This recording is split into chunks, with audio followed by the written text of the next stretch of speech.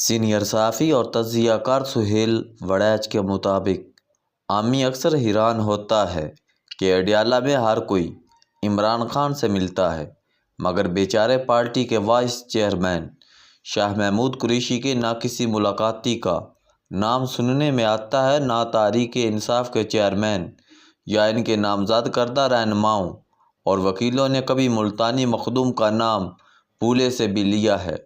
تازہ ترین صورتحال یہ ہے کہ بظاہر نہ شاہ محمود قریشی کا مقتدرہ سے کوئی رابطہ ہے اور نہ ہی تحریک انصاف کی قیادت انہیں لفٹ کرواتی ہے۔ شاہ محمود ہوں یا اعجاز چودھری، محمود الرشید ہوں یا یاسمین راشد، یہ سبھی 9 مئی کے بعد سے مسلسل قید میں ہیں، مگر تحریک انصاف کے کسی بھی فیصلے میں ان سے مشورہ تک نہیں لیا جاتا۔ بظاہر شاہ محمود قریشی سے تحریک انصاف یا عمران خان کا کوئی اختلاف نہیں۔ بظاہر نہ شاہ محمود قریشی نے تحریک انصاف کے ہر فیصلے پر ساتھ کہا، نہ کوئی گروپ بنایا ہے، نہ مقتدرہ سے معافی مانگی اور نہ انہیں کوئی رعایت ملی ہے، لیکن بظاہر اس کامل وفاداری کے باوجود کپتان کو ان پر کوئی شک ضرور ہے۔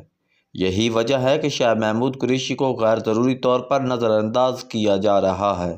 یہ درست ہے کہ ملتان کے مخدوم قریشی خاندان کا ریکارڈ سیاسی وفاداری میں کوئی مثالی نہیں رہا۔ شاہ محمود قریشی نے بطور نوجوان IJI یا آج کی نون لیگ سے سیاست کا آغاز کیا، پنجاب کابینہ کے رکن رہے اور ان کے والد سجاد قریشی بھی اسی جماعت اور جنرل ضیاء الحق کی نوادش سے گورنر پنجاب رہے۔ ٹکٹ کے جھگڑے پر انہوں نے نواز شریف کا ساتھ چھوڑا اور پیپلز پارٹی میں شامل ہو گئے۔ اپنے سارے خاندان کو بھی پیپلز پارٹی میں شامل کرا دیا۔ محترمہ بے نظیر بھٹو نے انہیں وفاقی وزیر بنا دیا۔ جنرل مشرف کے مارشل لاء کے دوران وہ پیپلز پارٹی میں رہے، مگر وہ جنرل مشرف سے بھی پس پردہ رابطے میں تھے۔ بے نظیر بھٹو کی شہادت کے بعد دوسرے ملتانی مخدوم یوسف رضا گیلانی کی سربراہی میں پیپلز پارٹی کی حکومت بنی تو شاہ محمود قریشی کو وزیر خارجہ بنا دیا گیا، مگر پھر ان کے یوسف رضا گیلانی سے اختلاف بڑھنے لگے اور اس وقت ISI کے سربراہ جنرل پاشا سے قربت ہو گئی۔ بالآخر انہوں نے ریمنڈ ڈیوس کے واقعہ کا بہانہ کر کے وفاقی وزارت قبول کرنے سے انکار کر دیا اور یوں جنرل پاشا کی مدد اور تعاون سے مقتدرہ کے نئے پروجیکٹ تحریک انصاف میں ڈھول تاشیوں کے ساتھ ہوئے۔ عمران خان کی حکومت بنی تو پھر وزیر خارجہ بنا دیے گئے۔ سیفر کے معاملے میں وہ عمران خان کے ہم زبان اور امریکہ مخالف بیانیے میں پیش تھے۔ بظاہر وہ آج تک عمران خان کے مکمل وفادار ہیں، جیل میں ہی ملتان سے الیکشن بھی جیت گئے، لیکن اس کے باوجود ان کے بارے میں یہ شک پارٹی کی صفوں سے لے کر قیادت تک کے ذہنوں میں ہے کہ ان کو کسی بھی دن متبادل قیادت کے طور پر لایا جا سکتا ہے۔ یہ شک اس وہم پر کیا جاتا ہے کہ شاہ محمود قریشی نے ماضی میں کئی بار وفاداریاں بدلی ہیں۔ مخدوم خاندان ہمیشہ سے مقتدرہ کا فیورٹ رہا ہے اور قریشی صاحب پر کسی بھی وقت مہربانیوں کی بارش ہو سکتی ہے۔ شاہ محمود قریشی تحریک انصاف کی ساری قیادت سے زیادہ سیاسی تجربے کے حامل ہیں، مقتدرہ اور اہل سیاست سے ڈیل کرنے میں مہارت رکھتے ہیں۔ پارٹی میں عمران خان کے بعد سب سے اہم عہدہ ان کے پاس ہے۔ شاہ محمود پنجاب اور سندھ کے سارے جگیردار گھرانوں سے ذاتی تعلق رکھتے ہیں۔ ان کا سندھ اور پنجاب کے کئی انتخابی حلقوں میں سیاسی اثر رسوخ بھی ہے۔ بظاہر یہ چیزیں شاہ محمود قریشی کی سیاسی اہمیت ظاہر کرتی ہیں، لیکن تحریک انصاف کی اندرونی سیاست میں یہی چیزیں ان کے خلاف کام کرتی ہیں۔ پراپیگنڈا یہی کیا جاتا ہے کہ شاہ محمود قریشی مضبوط ہوا تو اپنا دڑا بنا لے گا، خان کو دھوکہ دے گا یا پھر کوئی بڑا نقصان کر دے گا۔ حالیہ 3 برسوں میں شاہ محمود قریشی جس طرح ڈٹ کر کھڑے رہے، اس سے تو یہی لگتا ہے کہ شاہ محمود قریشی نے سوائے مزاحمت کے کسی دوسرے آپشن پر غور تک نہیں کیا، اور بقول ان کے ملتانی حامیوں کے شاہ ڈٹ کر کھڑا ہے۔ تاریخی طور پر ملتان کے قریشی مخدوم خاندان کا کردار انتہائی اہم اور کئی حوالے سے متنازع بھی رہا ہے۔